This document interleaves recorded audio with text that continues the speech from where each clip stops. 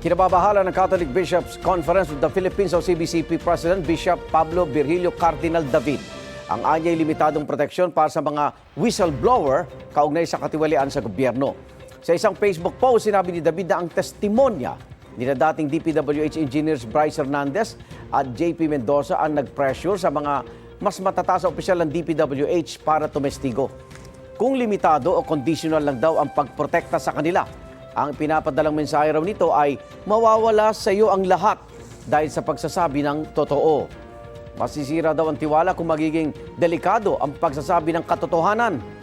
Sa ngayong patuloy pang sinusuri ng Department of Justice ang mga testimonya ni Hernandez at Mendoza bago sila mapabilang sa Witness Protection Program. As far as the application of Bryce Hernandez and JP Mendoza, the same is still under evaluation by the those assigned by the Secretary of Justice to conduct an evaluation of their statements.